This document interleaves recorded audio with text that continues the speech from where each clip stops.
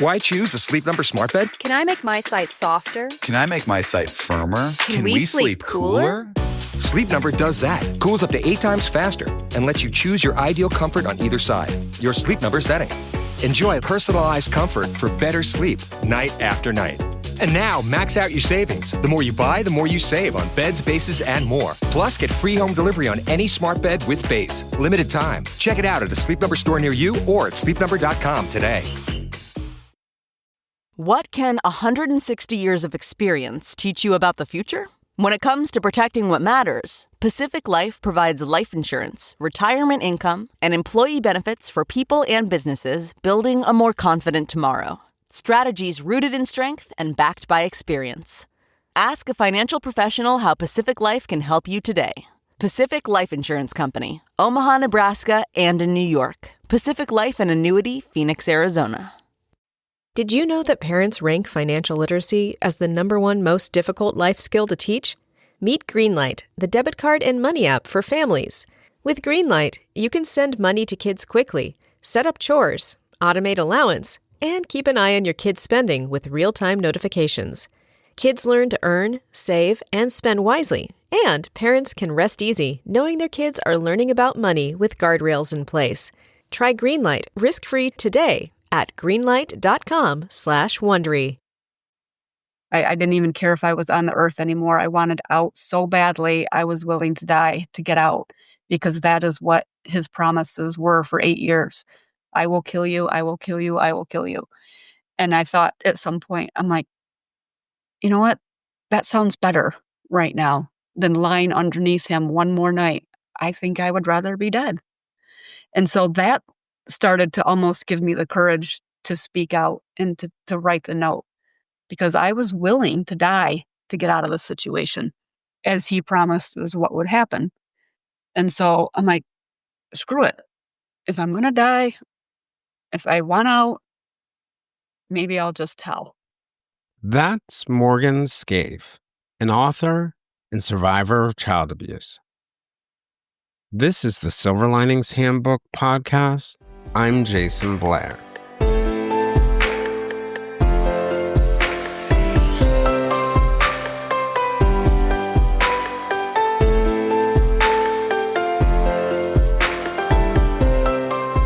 In her memoir, Carpenter Road, Sentenced to Silence, Morgan Scafe traces a 7-year journey that began in high school that involved her finally confronting the abuse that began when she was just 8 years old.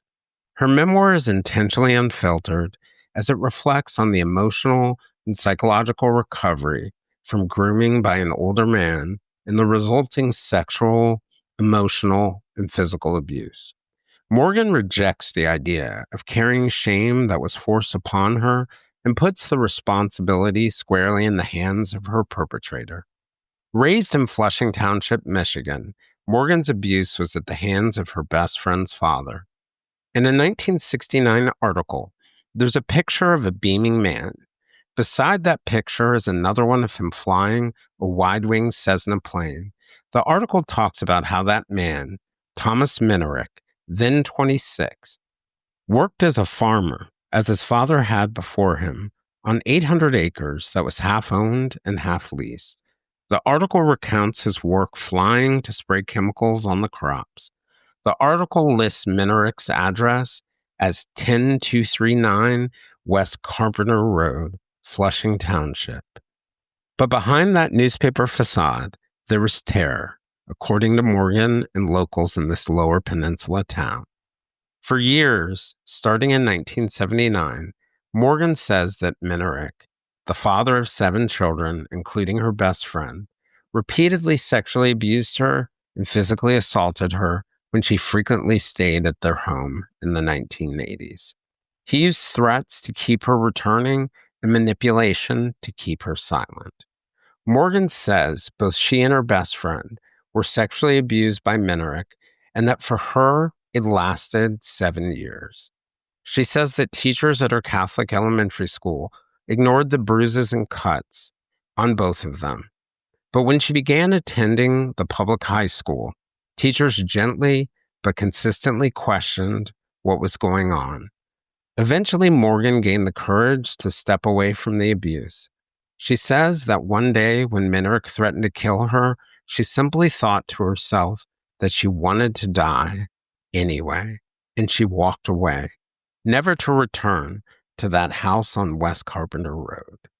Later, she gained the courage to leave 2 notes under her high school math teacher's door, which eventually led to an investigation by the Michigan State Police that resulted in Minerick being charged with 3 counts of criminal sexual conduct and 1 kidnapping charge. In 1992, at 21, Morgan took the stand to explain that Minerick would regularly and violently sexually abuse her, with his behavior escalating over time to sexual intercourse at the age of 12. When she resisted, Morgan told jurors he would put her in a closet and tell her that that's what life would be like if she told anyone, because she would be taken from her family and put in a psychiatric facility. She told jurors about when she resisted, he would tie her to the bed, eventually leading to an incident where he got so angry at her fighting back that he dragged her into the basement, tied her hands to a wooden beam with her feet barely touching the ground, and left her there overnight as bugs bit her and she repeatedly passed out until she was eventually released in the morning. Minerick took the stand and denied the charges. His wife, Claire, said she had never seen anything appropriate, even though Morgan says that Minerick would bring her and his daughter, Cheryl, into the room to watch him have sexual intercourse with his wife, to prepare them for what he would later do to them.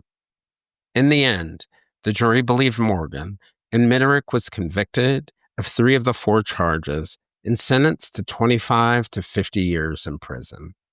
This time, the headline in the Flint Journal read, "Torture Chamber Assault Results in a Prison Term." 20 years later, Minerick was released by the Michigan Parole Board and was banned from returning to the community. He relocated to South Carolina, where Morgan believes, but is not sure, he died. But Minerick lives on as a real-life nightmare for Morgan and those who were impacted by him.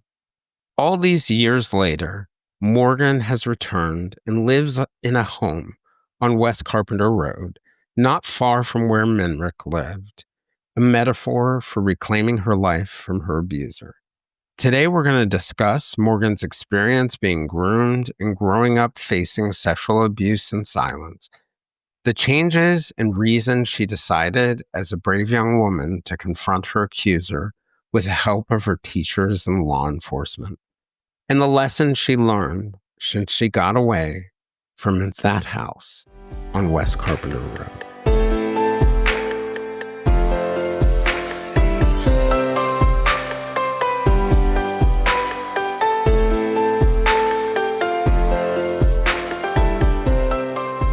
Morgan, I wanted to thank you for joining me. And I just wanted to say before we got started that I really appreciate the vulnerability you have in sharing your story, in a raw and honest way. And I know I have a lot of listeners who will get something from this because there are a number of listeners, and, these are just the ones who have come to me, who have told me very similar stories from their own lives. And one of the common threads, I think, in all of those stories that I hear is this shame and fear and all these other factors that lead to silence. And one of the beautiful things I've seen is as people tell their stories, whether it's to the police or someone else, that there is something so empowering that happens for them. And I just think you're setting a good example here. Thank you. I appreciate that. That is completely my goal. We can't be silenced with what is happening to so many children. We have to speak up, and we have to teach them to speak up and let them know that it is okay to tell the second someone crosses the line. Right. And I think one of the real challenges too is, we're in a world where as young children, we're surrounded by people in positions of authority who are constantly telling us, hey, This is what you're supposed to eat. This is when you go to the bathroom. Don't touch that stove. It'll burn you. And you don't think, because as a child, you don't even think about it. You don't think about the level of trust that's involved in that. You know, we do it or don't do it because we believe in these people who are around us. And we don't know that all of them are not trustworthy. And yeah, and I think, just looking at it from the eyes of a child or somebody who's young, I think, like you're saying, giving voice is so important. One of the things I wanted to ask you about your book, it's named after, and when I first saw it, I was like, wait, Carpenter Road? Is this a song? What's it about? But I realized that it's, named after the house on West Carpenter Road in Flushing Township, Michigan. I looked up pictures of the area and I saw some old newspaper clippings, and it's, surrounded by acres and acres of farmland. And I think about it as like an isolated place that could be a beautiful place. And, and I just thought about what it must have been like for you. And I wanted to start by asking you about sort of the house and what Carpenter Road represents to you and represented to you. Well, we are a little bit isolated. I mean, we're, maybe a mile and a half from town, but we are on a lot of acreage of farm community in this area. And especially when I was growing up, there were not very many houses on this stretch as there are now, but the farmland was really prominent and it was absolutely beautiful. Every season was just breathtaking. But as soon as you crossed the railroad tracks, it just felt like a dark gloom came over you because the next house was his and you were isolated at that point. There was one neighbor, but there was quite a bit of distance. And so, as beautiful as it was also very ominous and very scary.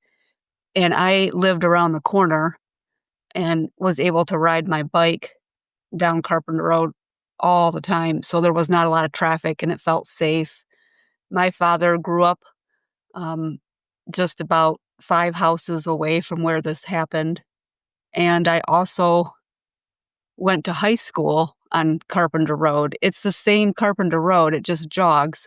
So it's kind of like my story of abuse started on Carpenter Road and ended at a different spot on Carpenter Road because the high school is instrumental in helping me basically escape what was happening. Mm-hmm.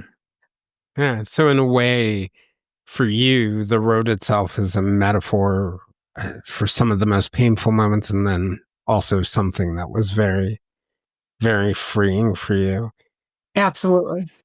The arc of your story, the story that you tell, is similar to too many stories that I've heard. Stories of people being groomed, being manipulated, and then abused. And, I was kind of thinking to myself that, we were talking about that idea just a second ago, that when you're a child, you trust authority. But a child that's being abused by somebody in authority can feel, particularly if they're being groomed and they're being manipulated, can feel very alone. And in reading your book, one of the things that stuck out to me was just the depth level of manipulation and grooming that occurred and the fear that created. And I wanted to ask you about how the abuse first started, how it was able to continue, and how it finally stopped. Well, I started a new school in 3rd grade, and I didn't know anybody, and I was very shy and timid, and a girl on the bus called me to sit with her, and I learned she lived right around the corner, and so we struck up a friendship, and I started going over to her house, and the first time that something happened was probably about a month or 2 into the friendship, And we were playing in the living room, and she went to get some more toys from her closet, and she didn't come back.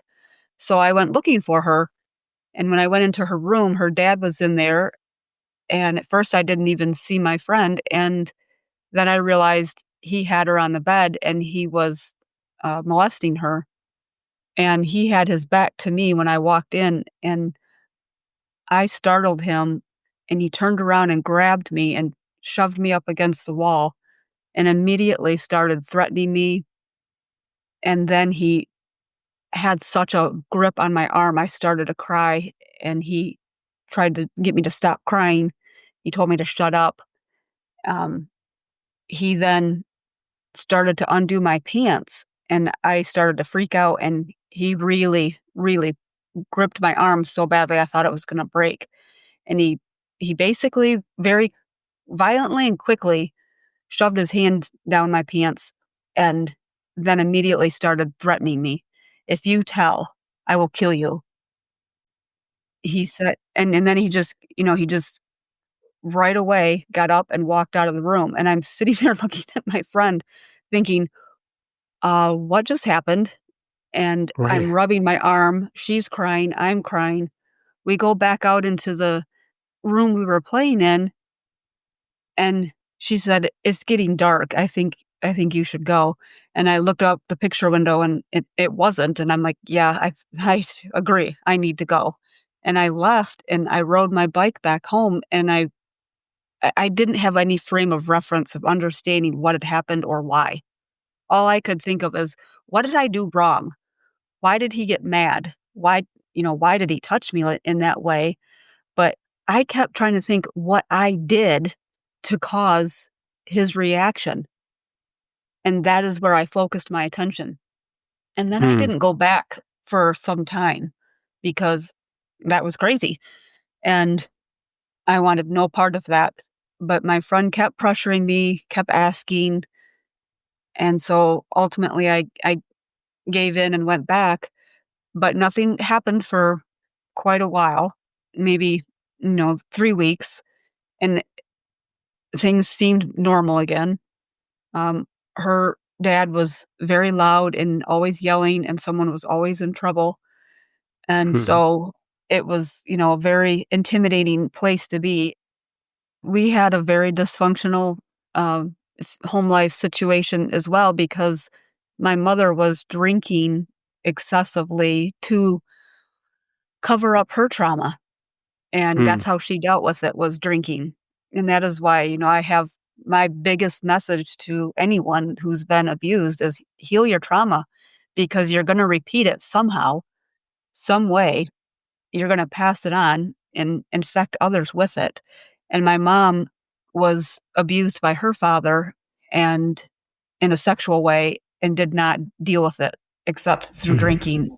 And so we had a very dysfunctional home life where she wasn't even home, probably like 70% of the time. I would go days without seeing her. Yeah. And so my home life was a little abusive, rocky, and terrifying at times too. So my foundation was already cracked when I walked into this situation in Carpenter Road because I was already going down the wrong path and what I was thinking as far as what was normal, what parents should be like. It sounds like, in a way, you had been conditioned for dysfunction. And one of the things that people say about predatory abusers of all kinds, they pick certain victims in a certain way. They pick people who are vulnerable. They pick people for certain requirements. And, that it's an important thing to know, right? That a predator is looking for somebody who's vulnerable.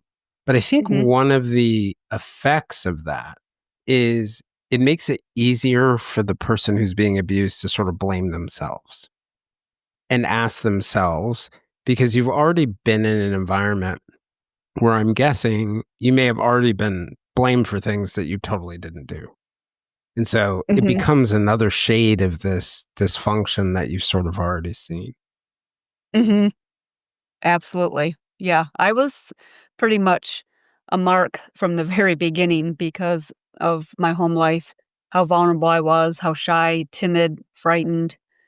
And so I was set up and just destined for this whole entire storm because he saw me coming. Now, whether he very well could have known what my home life was like just because of the small community aspect. So, yeah, I had no chance the minute I walked through that door. Yeah. And one of the interesting things for me about him was, I did some reading through old newspapers and saw that, he had been featured in the newspaper for his flying crap duster. It sounds like he had a relatively decent reputation in the community. He's already an adult, but from your perspective, is the perception of him very different than the reality? Yeah, I'm completely thrown by what you found and dug up and impressed because I didn't know about that. And by the time I came along, his reputation, the entire family's reputation was that of being very mean, aggressive, violent, ill-tempered. And when I came along, there was financial issues, and just within that family unit, they had 6 kids by the time I came, well, 5 by the time I started and 6 by the time I left, but they were struggling to get by. And then he didn't do a whole lot with his charter plane business. It was, "Hey, I need to go to Gaylord very quickly. Can you take me?" And he did that. He did crop dusting and he farmed, but it was all kind of a shared entity with the rest of the family members. So, After that first incident happened, you said nothing had really happened for a couple weeks after that. What happened next, and how did it continue over time? well, ultimately, my friend Cheryl started persuading me to come over and just play after school, play outside, and I would agree to that. And, I think that reprieve of those weeks set me up for thinking, it was a one-time deal. It was a one and done. I must have done something. And so ultimately I went back and then I spent the night. And when I spent the night for the first time, he came into my room and my friend was in another twin bed in the same room. And he came in and molested me again. Mm, And his grooming was threats and intimidation and physical abuse too. So he had me so terrified of somebody finding out or my telling that I just immediately did not understand what to do. I was afraid to speak up. I was afraid to tell anybody. I was afraid of anyone finding out. And it kind and of you just mentioned that he had even sort of convinced you that if you did report it, you would be taken away from your family. Sounded like Mhm. potentially locked up. Mhm. Yes, if because he said he would tell me things like, "You won't live long enough for people to believe you," or, "If you tell, they're gonna think you're crazy, and then you're gonna get locked up." And then he started with, "Your parents don't want a whore for a daughter, and so if they find out, you're not gonna be able to live at home anymore. No parent wants to raise a whore." And he referenced that to me all the time. He used that word, and that's how he referred to me. And, like, I was the one that wanted to be with him in a sexual manner, and therefore, I'm a whore. And Right. that was a lot of what he intimidated me with and had me so terrified, not only of me telling, but of people finding out. And so it forced me to cover up and hide everything that was happening. Every bruise, every Right. mark, every scar, I had to hide it because if somebody found out, that's what I believed. I would go to jail. I would go to a some institution, my family would kick me out. He might have to kill me because, we have to hide this. But I didn't Right. put together the contradictions. I was 8. Right. And so those contradictions he was telling me, I wasn't even picking up on them because if he's going to kill me if I tell is very different than what's going to happen to me if somebody finds out. And Right. I was too young to understand all of that. And I was too young to realize I was being set up and groomed into this and this whole situation. Yeah. And so that's the period, as an 8-year-old, 9-year-old, 10-year-old, you're dealing with this, carrying it on your own, not only not sharing it, but covering it up because you're afraid you're going to get into trouble.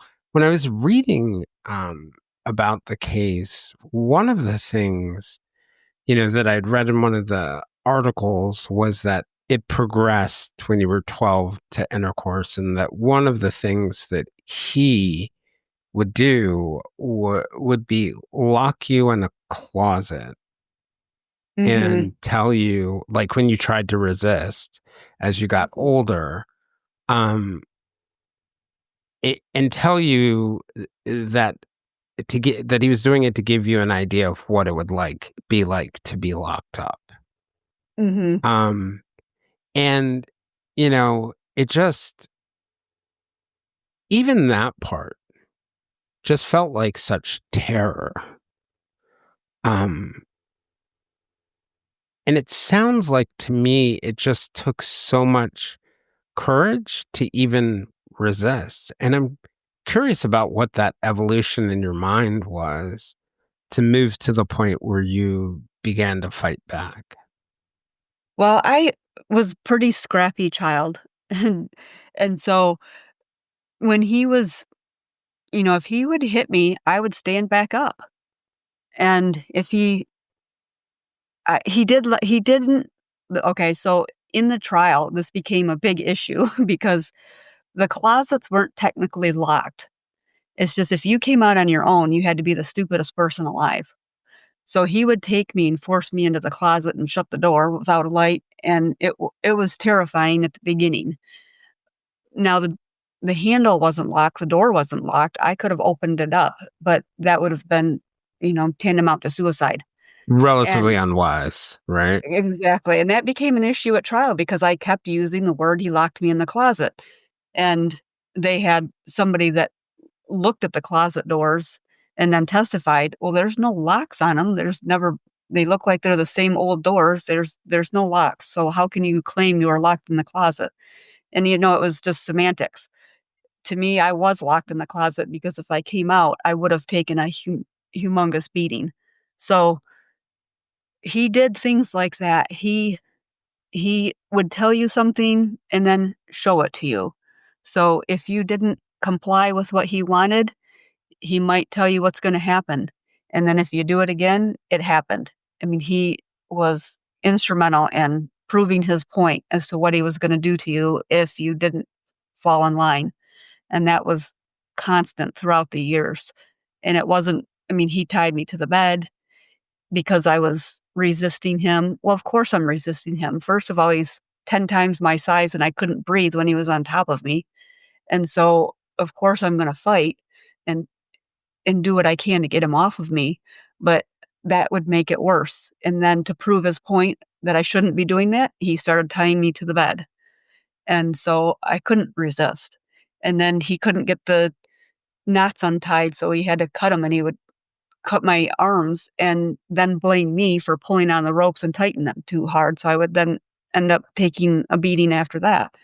I mean, it was just he was extremely violent, and the terror was so overwhelming. I can't even describe what that kind of terror day after day after day was like and year after year.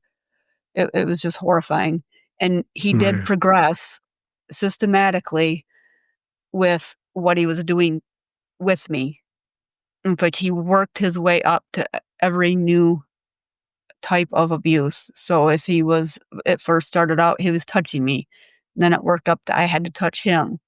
And then ultimately he tried to force me to do oral sex, and that went horribly wrong on many occasions. And then he started taking me into the master bedroom with his wife because the natural progression of things was, for him to rape me, and I had to kind of understand what was coming. And it was, he was moving me along, grooming me, showing me what's going to happen, slowly kind of trying to get me to understand that this is where we're headed. So before he even raped me for the first time, I knew that's what was coming. I knew that was going to happen. I didn't know when, but I knew it was coming. And he also did that to my friend in front of me. It was bad. And there was one instance, I'm not sure how old you were when this happened, where you resisted him and he dragged you into the basement and tied you up, on a wooden beam, or tied you to a wooden beam, while you were only wearing your underwear, and left you there all night. That was a fun 8 hours. Yeah, hanging down there because I was, again, the tying me to the bed wasn't effective enough for him because I was still fighting and resisting any way I could. So he had to up the ante and show me, hey, if you're going to keep doing this, this is the next thing we're going to do. And then, Did you have any idea what was going to happen when he started dragging you down to the basement? no, because he always took me down there to give me the belt. So I assumed that's what was happening. And nothing ever good came of the basement. And I thought he was just going to beat me for resisting. I had no clue. And I was never really in that room down there. Like it was kind of off. It had a separate doorway, and it was like a sump pump room. And us kids didn't play in there. So I was never really in there and didn't pay attention to it. So I had no clue what was coming. And when he left and went up the stairs and clicked off the light, I was trying to get loose. I was shaking. I didn't make any noise because I didn't want him to come back down there, but it was horrifying. And then it was so painful the way I was positioned. Like all of my limbs went numb, but sometimes I could feel things crawling on me. And it was just pins and needles pain. And then I would fall asleep, and then I would wake up and stuff was scurrying around, and it would cause me to startle. And I thrashed around trying to loosen myself so I could maybe get into a better position. And it was just horrifying. And I think ultimately I either probably fell asleep or just completely disassociated and left, because then next thing I remember, it was light out and there was light coming in from the windows in the other part of the basement. And then my friend came down there and magically found me and put me down. So you both were in this sort of terror together, which I guess, I mean, on its face, you could think of it, at least the two of you had each other, but there's also this reinforcing effect that I imagine happened. When the trial occurred, they were all, well, 4 of them were all still living at home, including my friend. She was still living at home, and they all came to the courthouse in the same car. And the only thing that she did that was beneficial for me was when I was talking to the state police time and time again, they asked her to come in and give a statement. And then they asked her to come in and talk with me, which was terrifying because this is years later. The conversation did not go well, but when she left in a huff, in a hurry, way before what the detective was hoping, she said, whatever Morgan says is true, and just kept on walking. And that is the only thing that she has admitted to that I know of in her all of these years. No, she wasn't ready. The entire family was so traumatized and were all being abused in some form or fashion that no one dared speak out about what happened. And to this day, I don't think any of them have that I know of. Right. And I remember reading, even in the trial, his wife came up and said that she never recalled hearing any form of abuse, which must have been surreal on some levels. What was it that caused you to decide to speak up? Because I hear stories of many people 30, 40 plus years later is when they first sort of speak it into existence. What caused you to speak Mhm. up? Well, the grade school that I was at when the majority of it was happening, it was ignored. The abuse was being ignored. All of our our injuries were being ignored. The fact that I came into the school in 3rd grade with um, good academics and attendance, and within 8 to 10 months, my grades went to D's, and I was failing. I should never have been passed each year, and all of us were showing signs of abuse, and it was just being ignored, and no one was helping us. In fact, it just, to me now, feels like they were covering it up. And why, I wouldn't have an answer to that, but I actually came out to a teacher at that school and said I was molested, and I told her enough that she should have reported it, and she didn't. And then I go into high school, and it's a 180, and I'm panicked because now they're noticing my depression, now they're noticing my bruising, now they're noticing, marks on my face, marks on my entire body that they could see, me walking funny because of my one instance where he tried to force oral sex on me, and I threw up and he kicked me. He broke my ribs, and so I'm doing everything I can to walk down the hallways at school, and a teacher saw it and reported it. They were all over me from the minute I walked through the door, and I'm just sitting here going, "Oh my god, I'm gonna get caught." That's how I thought about it. I'm gonna get Mm. caught, and and I am in trouble because they are just breathing down my neck, as they should have been, and they were doing everything right, and I was panicked, and plus I Because wanted they out of knew the situation. something was wrong. Oh, Something yeah. was wrong. I mean, you don't have that many black eyes and that many that short a time, or, marks on my face or whatever. I mean, it was very obvious, and they were trying to get me to open up and say what was happening, and I just could feel my time was running out, and so I wanted out of the situation so bad, and so I finally decided that maybe I could get out, and that's when I decided to leave the note under my math teacher's door.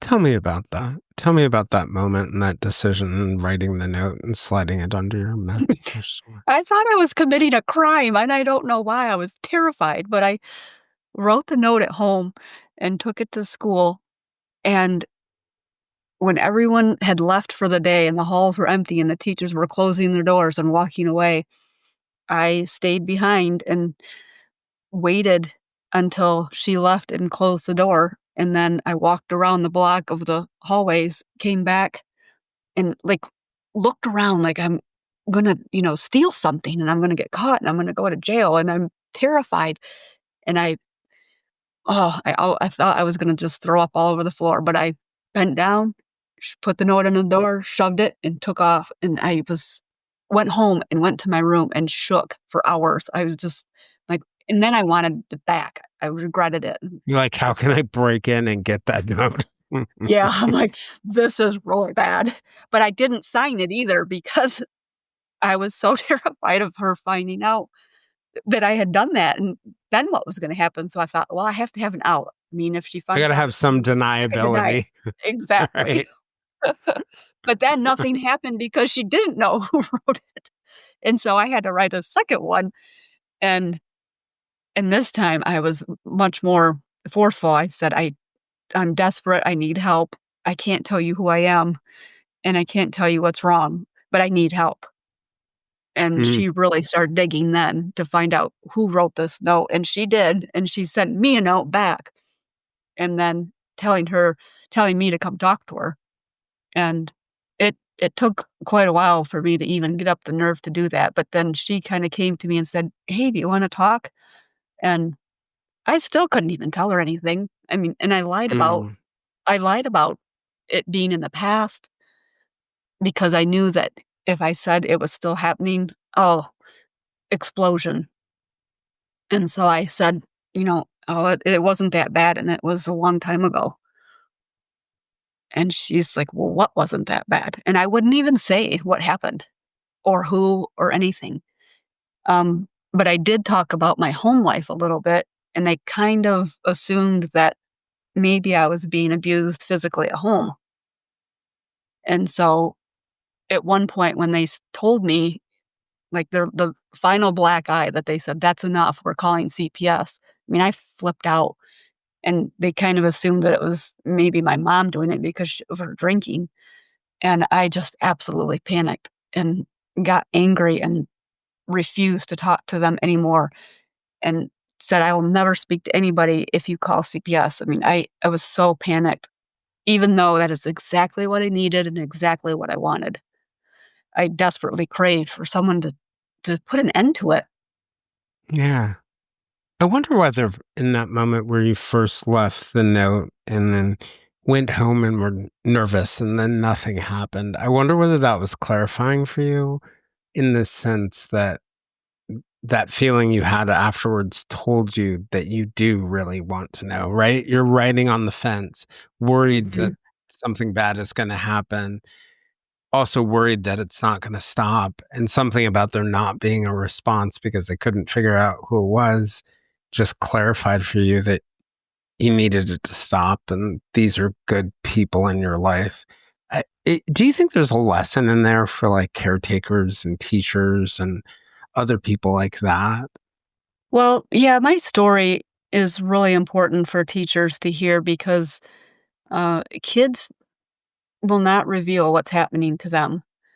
And I was reaching out.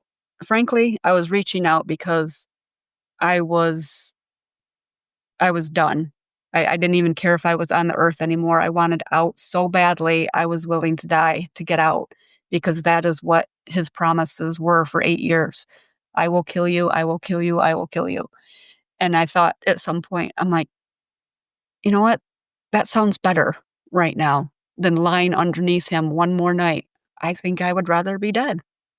And so that started to almost give me the courage to speak out and to write the note because I was willing to die to get out of the situation, as he promised was what would happen. And so I'm like, "Screw it. If I'm gonna die, if I want out, maybe I'll just tell." And then Right. it kind of just snowballed from there. Because it's sort of like in your head, the logic is if I'm going to die anyway, I can either die with him continuing to do this to me or I can die with it stopping. Um, how did the school handle it once you told them? The teacher then reported it to the school counselor, and she kinda handed me off to the counselor for continuing assistance and finding out what in the world was going on with me. And I slowly started talking to the counselor, but not anything specific, not anything that it was currently happening. I was still very, very, very evasive and hiding it. And so eventually, over time, I admitted to how badly I wanted to die and how Mm, depressed I was. And then they found out I was drinking. And so then at that point, they called my parents and said, they had a meeting, told my mom how suicidal I was, and that it was not a recommendation to put me into therapy, but she had to put me into outside therapy. And so from there, I went into counseling with a professional. But I knew even then with the professional that if I said anything, she would have to report it. And so I still didn't divulge the extent of mm. what had happened. Um, but by the time I saw the therapist, I was out of the situation. That was probably a year later. So now I'm a sophomore when they said, okay, we're sending you to outside therapy. But I still couldn't say anything because I was under 18 Hmm. and just absolutely terrified. I mean, Right. he was stalking me. I mean, he would show up wherever I was. He was driving behind me, following me. I mean, he was still trying to silence me even when I finally did get out of the situation. Right. Right. Right. And then eventually you get out of high school and you make the decision, what is it, around the early 90s, right? This started Mhm. in 1979. And in the early 90s, you make the decision to pursue charges. How did that come about? I was living in a Kalamazoo at that time, and I was living with my sister, and I was, working odd jobs, and I was home from work, and I sat on the couch with a bowl of cereal and turned the TV on, and Oprah show came on, and lo and behold, today's topic is sexual abuse, and I almost turned the channel. I didn't really Mm, care to hear about it, but I was probably too lazy and consumed with my cereal to find the remote, and she started that episode with the camera, a really close up of her, and she looked right into the camera and she said, "If you or anyone you know is being abused and you are not speaking up, you are just as bad as the abuser." And I was like, "Heck yeah, that's right." And then I and you're like, just, wait a minute. oh, I'm like, "Hello, mirror." That was me. I knew what he was doing. I knew they were still being abused. I mean, there's no way he just decided to stop abusing his children because I walked out the door, and I had remained silent that whole time, and I never thought of myself that way, of being an adult who is aware of children who are being abused and not doing anything about it. And I threw up everything I had just consumed with my cereal and was like, I just screamed and went into this rage and picked up a coffee table and threw it. I threw everything everywhere. I mean, I just completely lost my mind because I just was lumped into the same category as my rapist. And I I I just could not believe how I felt about myself. And it was horrible. I mean, I was so spiraling out of control. And ultimately, when I finally picked up the pieces and brushed myself off and took a deep breath, I'm like, holy shit, you know those kids are still being abused. You have to say something. You have to tell now. I mean, you're an adult. You have to tell somebody.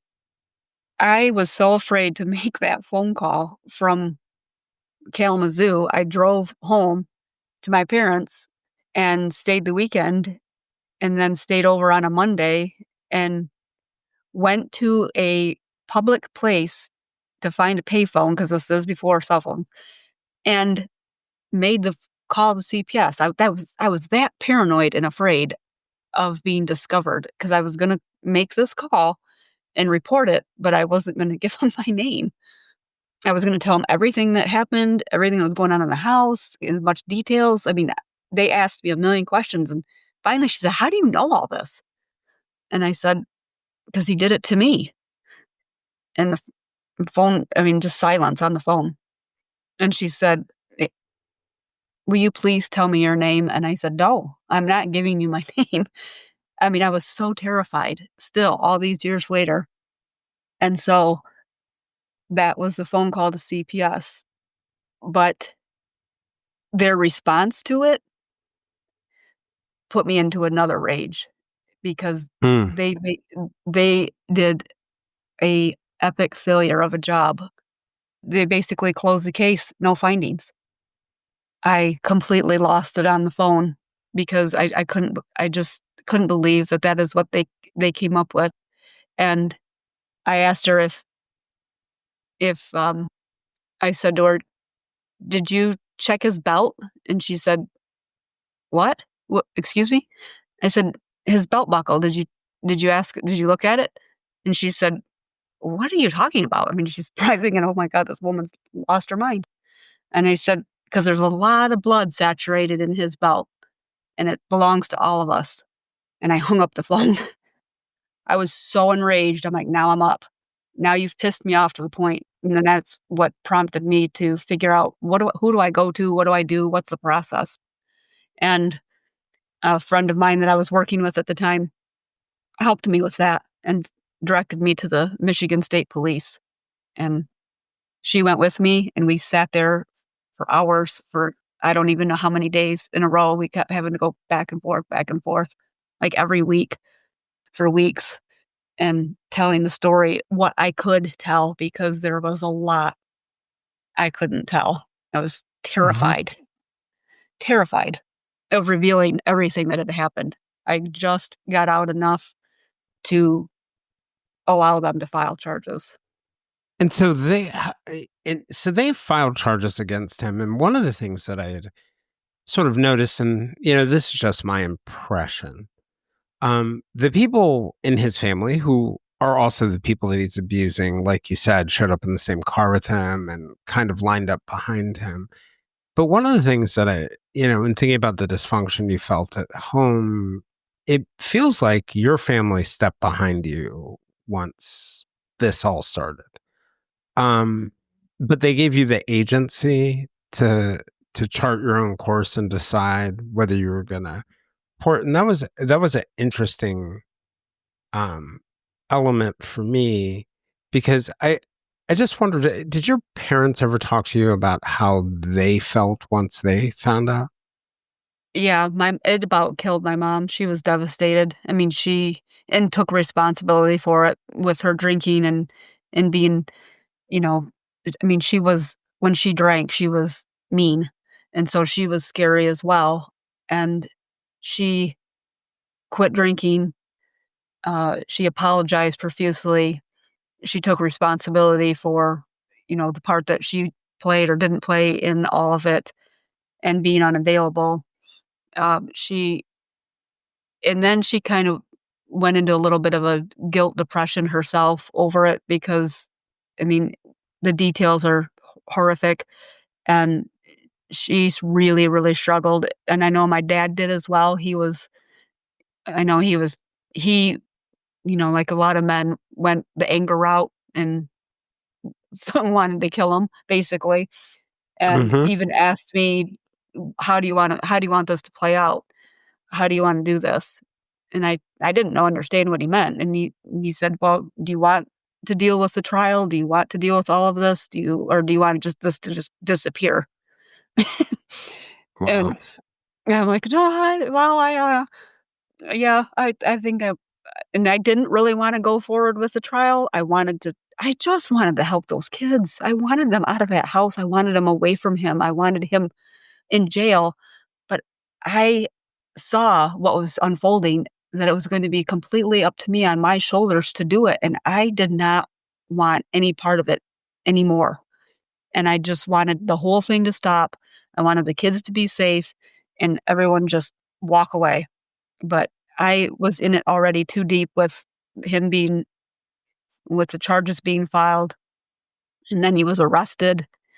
And then when it came time to the first court appearance, I malfunctioned and couldn't deal with it. And they had to postpone it. And the Just thought being of going in the into room with him?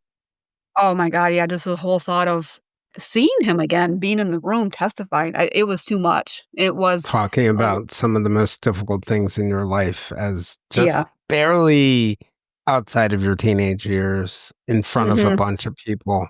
Wow. Yeah, and I hadn't even really been in therapy for that specific with the abuse only since I turned 18 is when I started talking about it, because before that, she would have had to have reported it. So I waited until after I was 18 to even start telling her, my therapist, what happened. And so now I'm 19. So I'm only a year and a half into therapy and dealing with what happened to me. And I have no idea how to talk about it. I have no idea how to process it.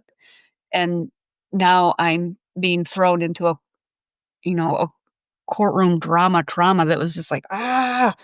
And it was in the newspapers. Everyone was finding out. It was a small town. I mean, it was just a shit show. And then some people took their side, but that was not very many, but a few of his cohorts took his side. And then my parents started getting death threats. I mean, it was just it was a mess. I had to go into hiding during the trial because, I mean, it goes on and on to where we could probably have, 4 hours of conversation because they were desperate to keep it hidden, and so they were doing everything they could to threaten my family, to threaten myself, come after me. I mean, it was terrifying. And in small towns, right? Small towns where everyone knows everyone and is connected in some way. I mean, it can feel unsafe in any situation, but particularly in any insular community. I think the same thing when you look at this kind of abuse happening inside of like a religious organization or anything where you have a tight community with lots of interconnections. But there's something to me that's like very difficult about small towns and trying to feel safe as a victim or a witness. It's sort of a common theme that I hear when I talk to people who have experienced something similar to this. We talked about the idea of how it can be so freeing to actually not be silent anymore. But one of the common motivators that I hear is when people think of other people who that person may be abusing. Like in your case, you knew, like probability told you that it's likely he didn't stop. One person I know, I remember telling me that they had found out that their abuser had gotten into trouble for like being a peeping Tom or something like that. And she instantly knew that if he was still doing that, he was doing what happened to her. And that's what caused her to go to law enforcement. And I constantly hear those stories about people being inspired by the opportunity they have to protect others. Could you tell me a little bit about that piece? Because the common thread in all those things where you were talking about coming forward, the one topic I heard you saying over and over again was those children. Mm-hmm. That you wanted to protect those children. Right. I mean, we always come to the aid of others when we see injustice or abuse. It's so easy to do that for others, but so very difficult to do for ourselves. And that doesn't even have to be specific to abuse or trauma. I mean, that's just human nature. I mean, we see someone being picked on and we're all of a sudden up out of our seat going after them. And for some reason, why we can't stand up for ourselves in the same way is kind of puzzling to me. But when I understood that my silence was allowing him to continue to hurt those little girls. I mean, it just lit a fire in me like I've never had before. And why I couldn't do that for myself, I don't know. I mean, that would be a therapist would need to answer that question. But mama bear. The perpetrator wants silence. The people who are in their orbit give it to them, kind of like his wife did. The victims are silenced. Like, what do you think about when you think about the silence connected to abuse? And what do you think we can do about that? Well, we need to start teaching our children about grooming. Remember back in the day, good touch, bad touch? And yes, we were, educated at school about, now, if someone touches you in a bad place or inappropriately, make sure you tell an adult. Oh, that's great, but it's too late because the kid's already been touched. And once they've been abused, it's like almost game over. The perpetrator got the high score now. And children will not divulge abuse when they've been groomed. That's how the process works, and silence takes over. And if we teach children what grooming looks like and how that unfolds, and then give them, I mean, I want to say give them the voice to tell, but I've been through it enough and lived it to know that, oh, once that fear takes hold, you do become silenced. But I think if we can get ahead of it, get in front of the train and teach children what it would be like to be groomed and what that process is, so that they can say to their parent, hey, Coach Dean is wanting me to go away with him for the weekend so he can help me with my, my pitch. Well, that's a red flag. And that might be something that the child then picks up on when they start paying very close special attention and doing individualized things with that child. And they start telling them about keeping secrets. These are Yep. all red flags that we can teach children. They're extremely intelligent. And if they can pick up on that before abuse happens, they have a lot better chance of getting out of it and it stopping and before it goes down that road. And I think part of the difficulty is it can look like some very normal behavior in the beginning, right? Like in your Absolutely. case, it started with some threats, so that looks a little less normal. Sometimes it can start with like excessive flattery or attention or gift giving or financial favors, but Mhm. where it always ends up is isolation tactics. Whatever Mm, you can do to sort of like undermine the person's family relationships with family, friends, or mhm, other mhm, people. So the groomer becomes the only one, and it's not even that they're the only trustworthy person. It's the only one who can keep you safe, and they'll keep you mhm, safe by protection or by knife or whatever it is, but they're the only ones that you can trust. And then once you get into that cycle of secrecy, that inevitably leads to the cycle of shame. mhm. And, and I think the other thing that people can look out for, and you tell me if you think I'm wrong here, is gradual boundary violations. Like when you know Mhm, somebody is just pushing it a little bit further than you're comfortable with, and then the next time they're pushing it a little bit further than that, and a little bit further mhm, than that, those are those signs, right? mhm. Yes, yes. Yep, and then once they ultimately cross that hard line, um, the game changes, um, and the child is engrossed in fear, shame, guilt, embarrassment, all of those feelings just come pouring into them, and like you said, manipulated by the perpetrator for that to happen. But once it does, they shut down. Right, right, right. And, he was eventually convicted, sentenced to 25 to 50 years, paroled, I think, in 2012 it was. So he didn't um, finish the full thing. But I heard that you fought successfully to get the Michigan Department of Corrections to ensure that he couldn't come back to the county and worked out a deal. So he ended up uh, out of out of state. Um, do you know what happened to his family and his other victims? Yeah, it's bad. It the whole story continues to just spiral, and you think, "Oh, great. This horrific human being has gone to prison. Ain't life grand?" No, it did not occur that way. He started, um, trying to call me from prison until I reported it, changed my phone number, and then a few years later, a cellmate of his was incarcerated for B&E, is released, did his time. He goes back to his house on Carpenter Road, makes a phone call, gets the youngest child on the phone, says, "Hey, I have a package to deliver. Is someone gonna be home that I can drop it off?" "Oh, yeah, I'll be here." He goes over there, breaks in, ties her up, and rapes her for 8 hours. Oh, And wow. this is her father's cellmate who did this. And Wow. no one would connect the dots and say, "Let's delve into this because this is not a coincidence." So no one connected the dots on that situation that, that he orchestrated that somehow, and they basically threatened his family like, "Hey, guess what I can do?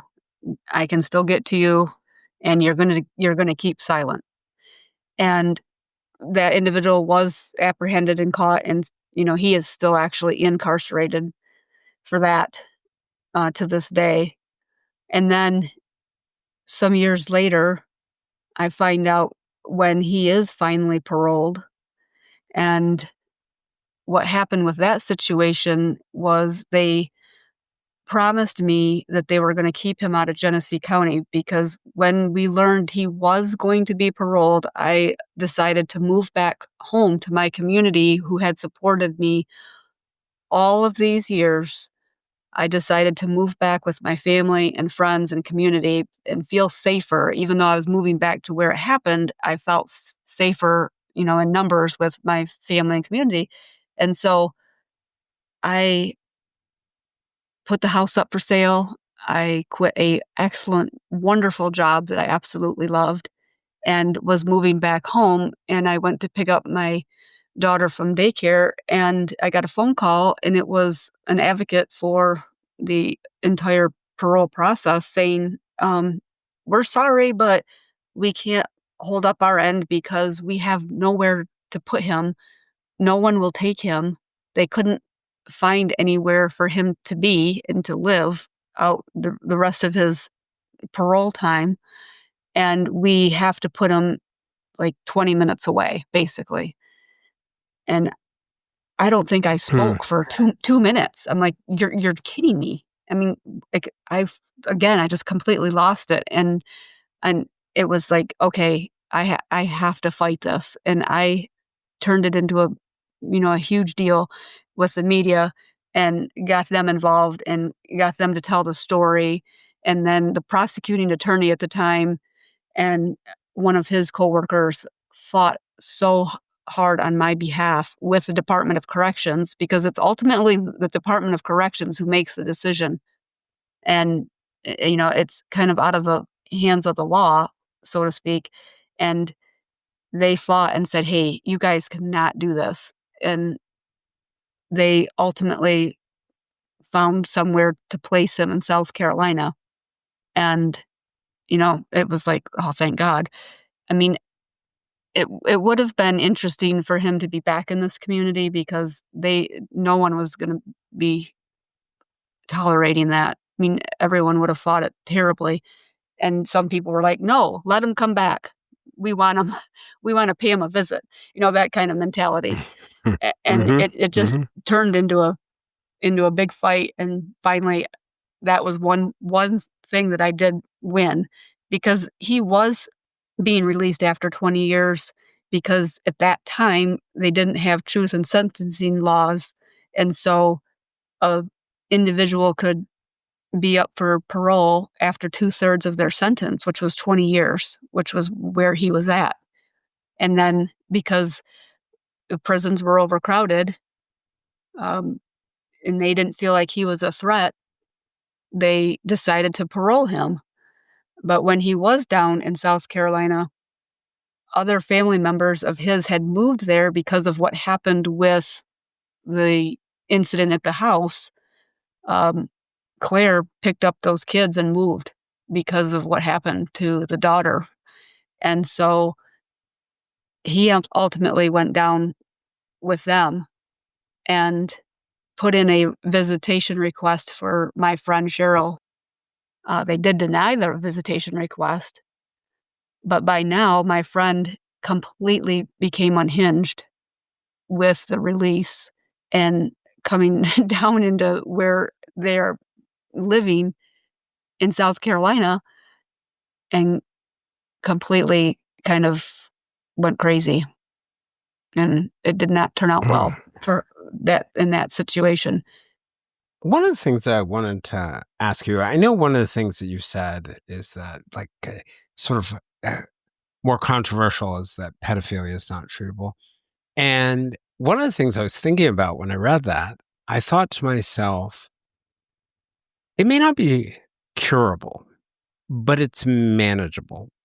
And that we have to recognize as a society that the perpetrators do have responsibility and a choice, right? Yes. You could be sexually attracted to children. You could be a sadist who wants to do horrible sadistic things to people, and you can choose to not do it. Right. And I wonder whether, there is something we should be doing in terms of focusing on, because I think of it just like what you had said before about being reactive, like waiting until a child is touched, and being reactive. Is there something that we can do that is more proactive with the perpetrators to decrease the likelihood that they offend? Well, that's kind of a lot to take on because one, you have to know are they admitting that they're like that? Are they seeking help? If a pedophile knows that they're a pedophile, but they don't want to cross that line, they could seek help and treatment. And it may or may not work. I don't know. But they would have to own that that's who they are in the first place and then get and seek treatment. So I'm not sure. It would probably shock people how many people who've walked through something similar to you who are sitting at a family reunion or at a party or in your workplace completely silent about it. And how many people, my mom was a teacher growing up, so I do know that I cannot walk into an elementary school where there is not some kid who's being abused, whether we know it or not.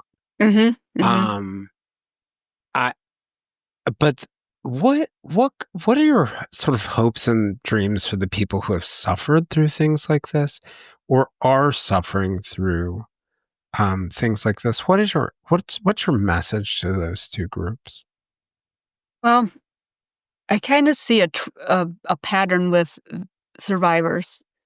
Some will tell themselves, "Hey, you know what? This happened. Get over it. Just, move on." And then I see another group where they just spiral and spiral and spiral most of their lives, and they may or may not try to seek treatment, or if they do, it's not the right treatment. And then I see other groups of survivors similar to myself where I was hell-bent on getting better and getting past what happened to me, and literally was in a therapist's office for 30 years, twice a week, plus a lot of trauma facilities where they do intensive treatment. And so it's hard to say, what path should you be on, what works best for you. I do know that what I hope for people is as earliest intervention as possible, because that is your best bet for healing and recovering and becoming whole. And so many survivors stay silent for so long. As you mentioned earlier, you're in your 40s and 50s and they can't contain it anymore, and then it just erupts.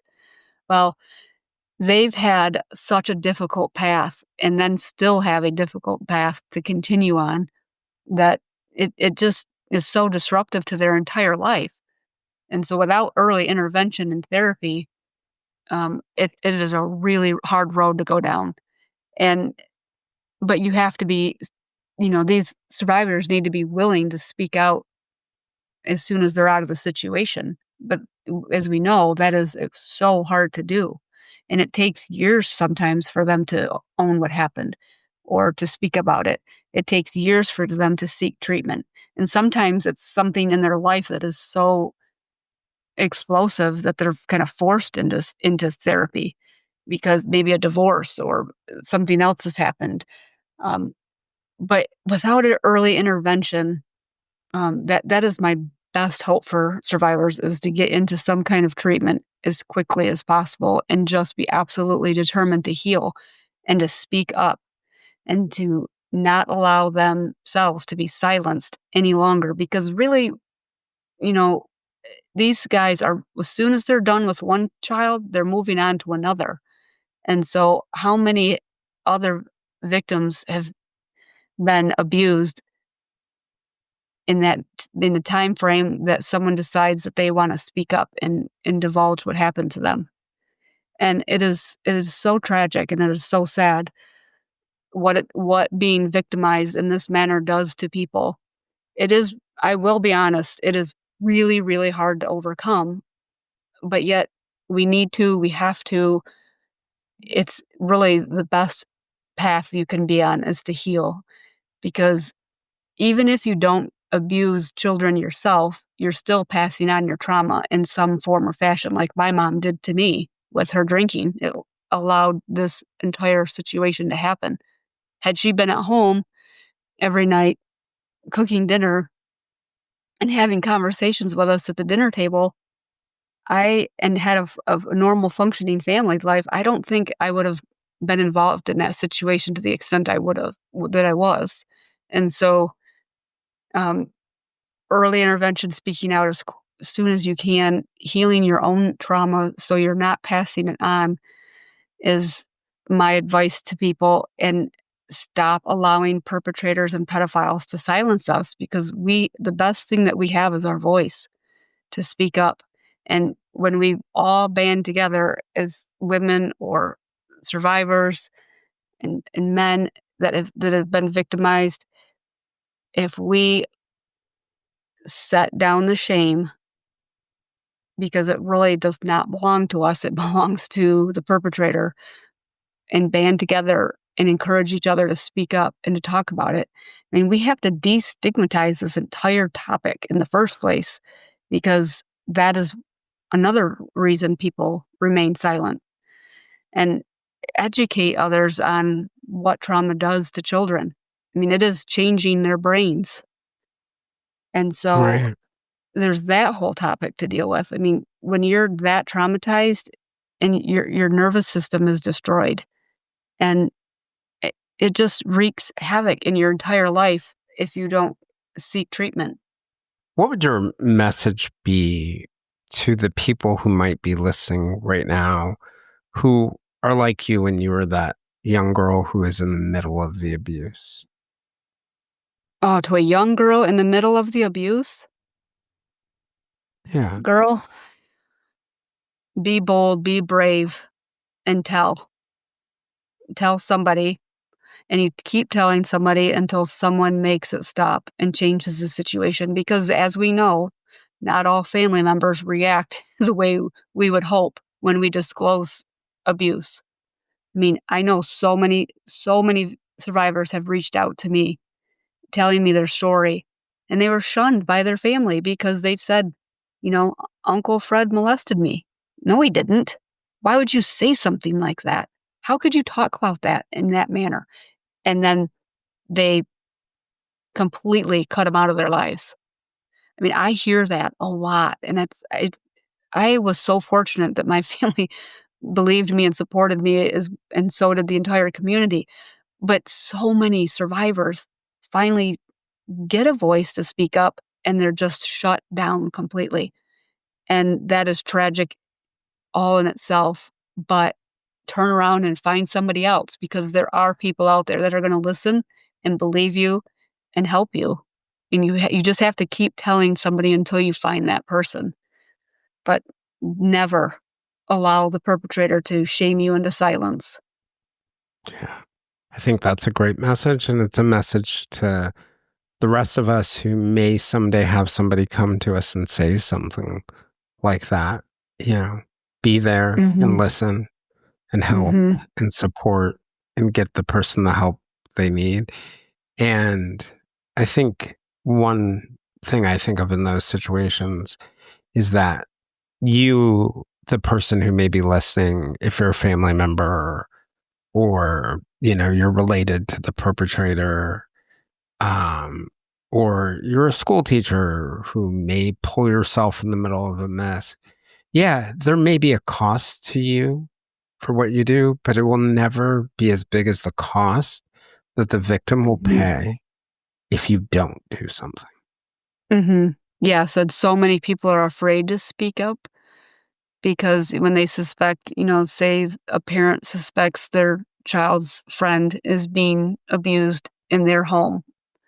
Well, it is very, very common for people to be too afraid to speak up and report that or say something to somebody for fear of, retaliation, or being wrong.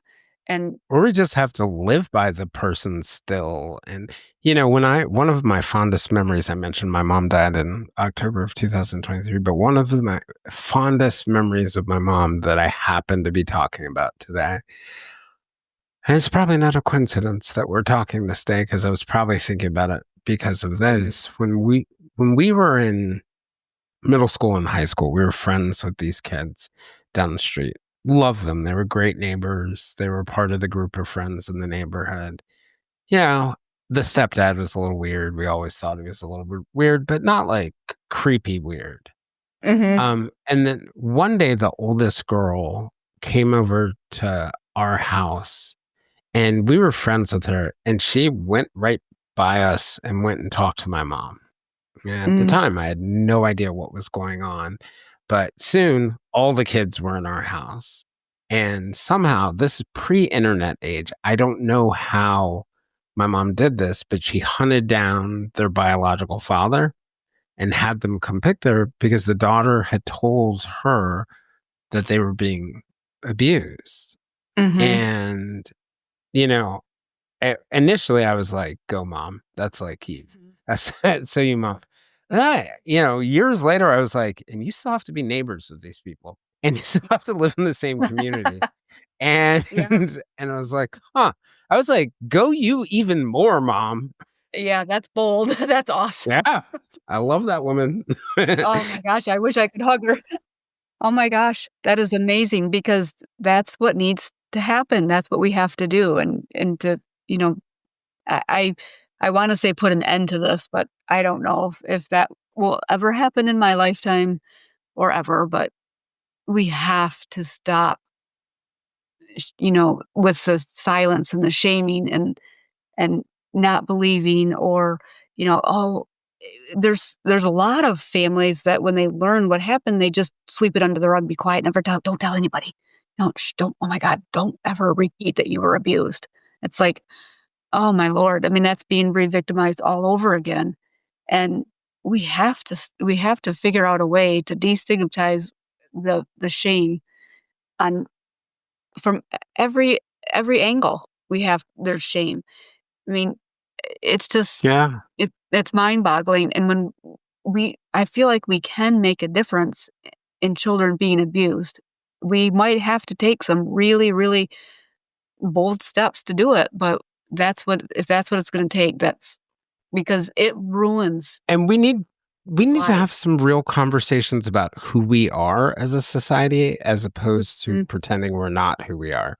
We are who Yeah, we are. Like exactly. Yes, we're because, weak in we moments. won't even We're get into what's right. happening now, but, I mean, Yep. it's Yep. insane what's happening now with society. Well, thank you so much. I really appreciate you sharing and being willing to be so vulnerable. That I feel like your story is a powerful one, and I hope your voice is lifted up and people Mhm. continue to reach out to you and you continue to have a impact. So thanks again Yes. for joining. Absolutely. I mean, I've any chance I can get to reach out to other survivors, I'm always willing to do that. It's such a difficult path to go down and try to heal from. It's really hard, and so I appreciate your being a vehicle for survivors to speak out and share what happened. And if I had had a book like mine to read when I was going through my healing process, that that would have been wonderful, but back then, we had there was very few books on the topic, and now survivors have, so many ways that they can reach out and find and seek help. I hope that that's what they do, and I really appreciate you having me on your show and letting me tell my story. Thanks for joining Morgan and I for this powerful conversation. I want to echo her message. If you have experienced sexual abuse or you are in the midst of experiencing abuse of any kind, reach out to someone. It might be law enforcement. It might be a friend. It might be a teacher. It might be a family member. But the longer you stay in silence, regardless of what you do with it, the harder it is going to be to heal. If you'd like to join us for more discussions with me and other listeners, we can be found on most social media platforms, including a listener-run Facebook group called the Silver Linings Fireside Chat. For deeper conversations with our guests and live conversations with other listeners, you can also join us on our Patreon at www.patreon.com/The Silver Linings Handbook. I'm Jason Blair, and this is the Silver Linings Handbook podcast. We'll see you all again in a few days.